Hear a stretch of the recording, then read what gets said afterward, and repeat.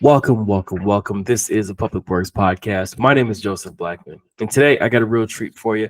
His name is Coby Skye, and he is the president of Skye Environmental Consulting. Coby, say what's up to everybody. Good morning. Great to be on with you. Sure thing, sure thing. So, Blue Sky, Coby Skye. It sounds like there's a correlation there. So, this is your company. It sounds like, That's right. and give us a what problem Blue Sky Environmental is solving these days? Like what are the main calls you get, what you guys do, and then what you guys are looking out for? Sure. So Blue Sky is a pretty new company. It just formed it a few months ago. And what I'm working on is to really advance sustainability, use my 25 years of experience in environmental services, which is a nice term for dealing with waste, and putting that to use to help companies be more sustainable, to advance green infrastructure, renewable infrastructure, and to just make the world a better place, because that's always been my passion. Love it, love it. So you said it's new, a couple months old, which I'm an entrepreneur, so I love it. I love the first 2-3 years they suck, they're terrible, but once you get rolling, like it's fun after that. So you're the former deputy director at Los Angeles County Public Works. So there's a little correlation there, meaning I'm sure you picked up a pretty solid skill set from your time on the public side and now on the private side. So give us kind of just so the listeners know what you did at Los Angeles County, what you were over, kind of what your career path was like from, let's take it back to high school, what you did from there. Sure. So LA County Public Works is the largest public works agency in the country, really significant. And when I retired from Public Works, I was deputy director over environmental services. So that meant all the recycling and trash collection for LA County. It included our sewer maintenance operations and fleet. And that's a big portfolio. So a lot of making sure that we're maintaining the environment and cleaning up waste and making sure that it doesn't infect our residents and our customers.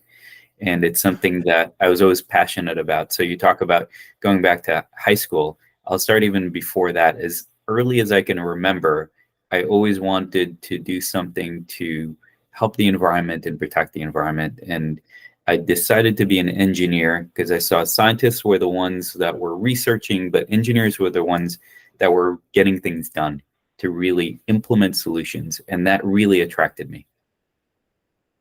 And what was the path like for you? You graduate high school. Did you go the college route to get your Yes. engineering degree? And then what was your first gig out of college? Because you didn't just wake up after high school as a deputy director at LA County. So give us the career path so a youngster can kind of mimic it and follow it throughout their career. Sure. So I went to a college, Polytechnic University. It's now part of NYU, that had a great reputation for civil engineering. And I got a degree majoring in civil engineering with a minor in environmental engineering. It was a fantastic route for me.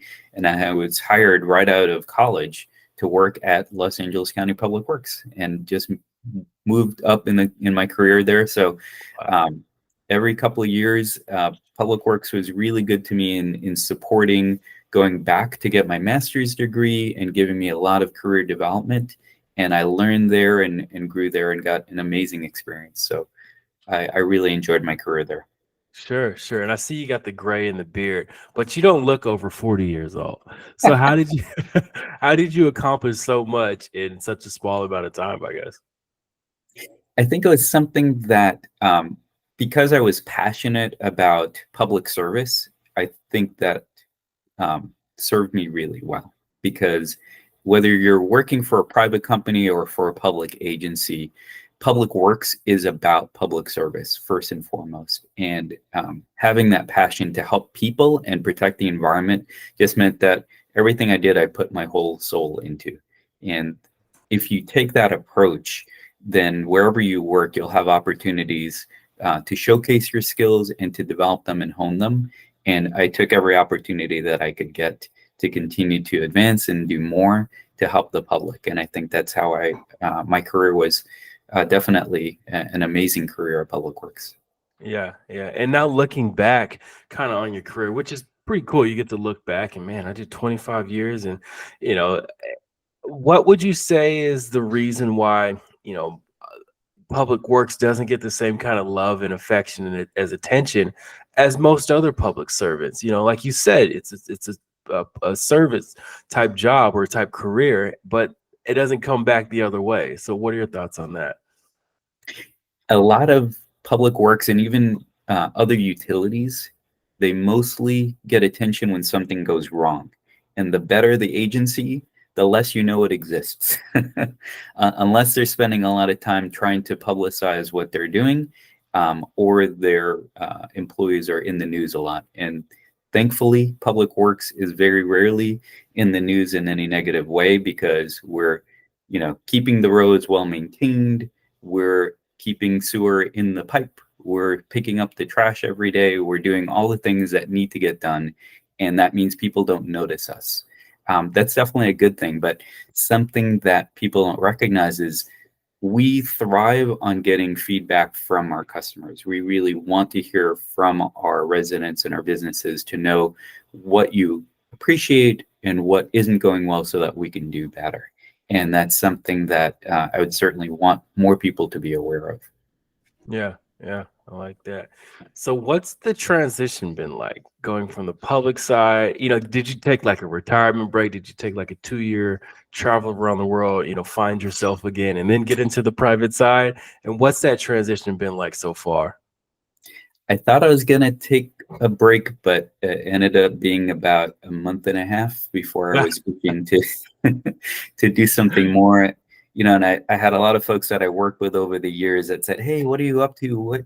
How do we get you engaged?" And that was very touching. And to be honest, I want to continue to do good and to provide service to the public.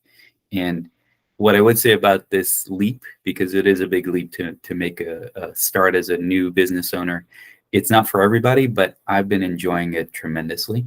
I'm still getting to travel around the world, but now I'm doing it to evaluate technologies and to help businesses grow and develop. And that's an amazing thing. So I'm enjoying it.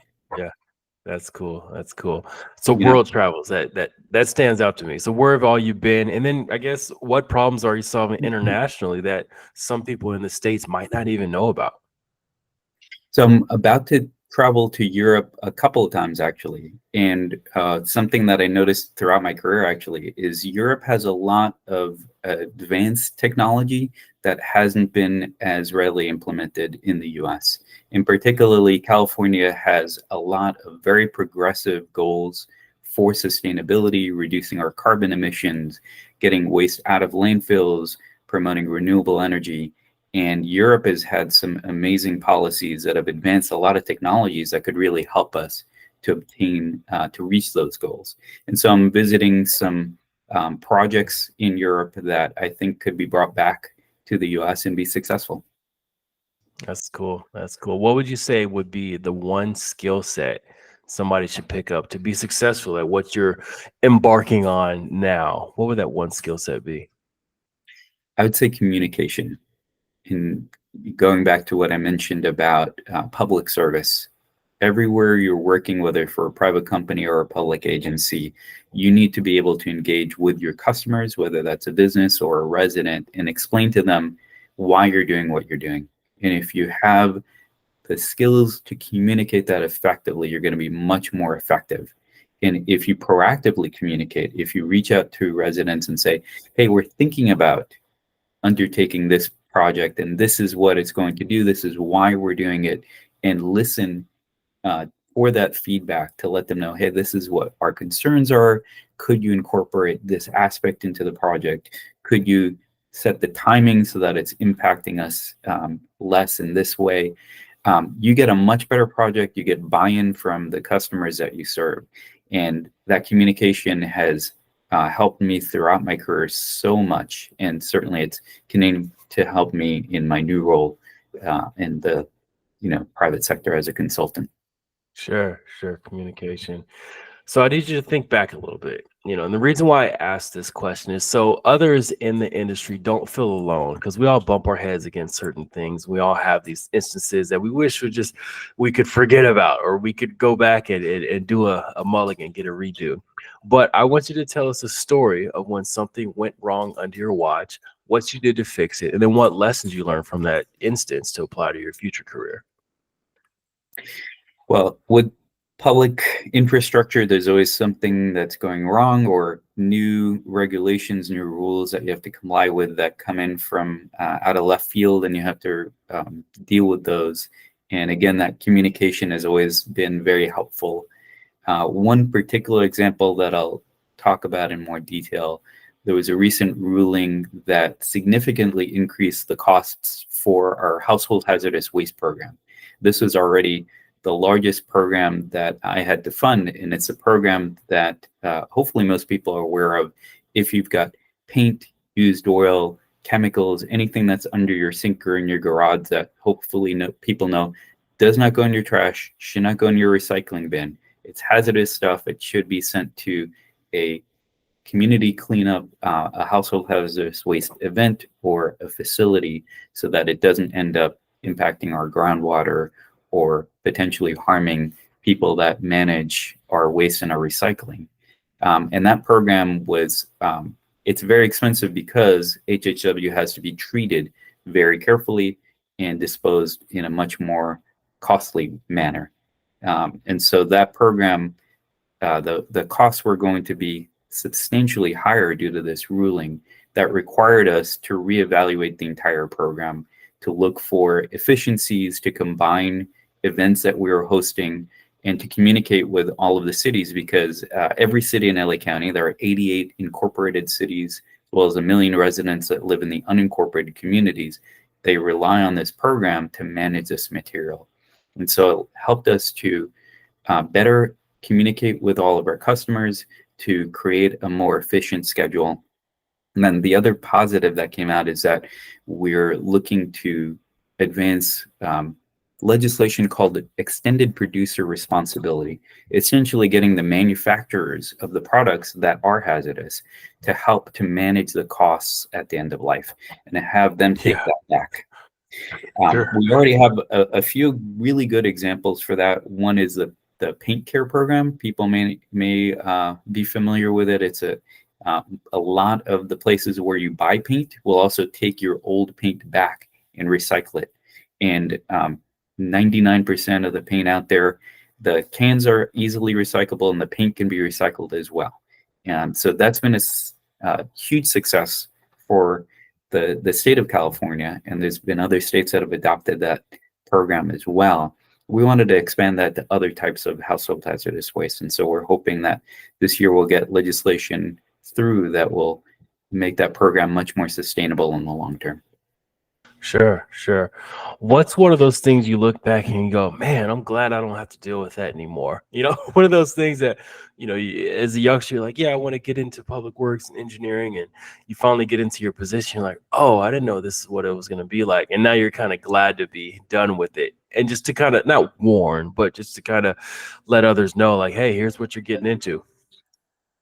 Well, the higher advanced in public works, the farther away I got from actually doing the work and implementing it. And so, as a deputy director, it's an executive level at public works, and it was very rewarding and fulfilling. But I did miss getting my hands dirty, so to speak, and doing the actual work. And that's something I'm getting back into with consulting, and I'm enjoying it. So that's something to be mindful of. It's interesting. I hear that all the time. They say, yeah, I get into the industries because I get to, be in the lab with the white coat, beakers and bacteria and changing the world. But then the further you get along in your career, it's just Zoom calls and emails. Yeah, a lot of those for sure. All right. So how does Coby keep his sword sharp? What are you doing to stay up with what's new, what's innovative? Like, what's your personal and professional development regimen like? Something I tried to do for most of my career, but especially as I became a manager and supervisor, is every week I'd set time on my schedule to plan for the following week. And I do that still today. So every single week, I'm looking at least the week ahead, if not several weeks ahead, and planning to make sure that I'm on schedule for the things that I want to accomplish. And then I try to learn something new every month. So I continue to be engaged in organizations like the California Resource Recovery Association that hold conferences, Bird Exchange, and others. And that's a great way to learn from others that are on the cutting edge in the field of sustainability and recycling, the things that I'm passionate about, so that I'm learning what's happening and what I can apply to some of the people that I work with and make those projects better. Sure, sure, sure. What would you say is the biggest misconception about what you do? You know, you left public works, you retired, you know, you're on it to doing different things, bigger and better things. Um, you know, what's that cocktail party conversation like when somebody asks, so what do you do? And what do you think they think when you tell them what you do? Probably the biggest misconception, and something that I think people are pleasantly surprised about when they learn, is that the vast majority of people that I work with, whether they're entry level field staff or managers and supervisors, they really do care about customers and what they think, and that they really care about making their communities better. I talk to so many people when I'm in my field locations. I was supervising hundreds of staff that were spread out throughout LA County, and I loved visiting them and learning about how passionate they are about the work that they do. You know, people that learned to be welders and to help repair infrastructure and make sure that things are in good repair, protecting the public, going out, you know, in the middle of the night to repair something that isn't working correctly, or to keep our storm drains clean. It's just absolutely amazing. The passion that people have in public service about the service they provide will blow people away. And I really encourage people to talk to, whether it's your trash collector, whether it's the public works crew that are repairing your road or fixing your street lights. They'll tell you about how much they care about the work that they do. And I don't think nearly enough people know about it. Sure. No, you're right. And that's part of the reason why I started the show, is because not enough people know about it.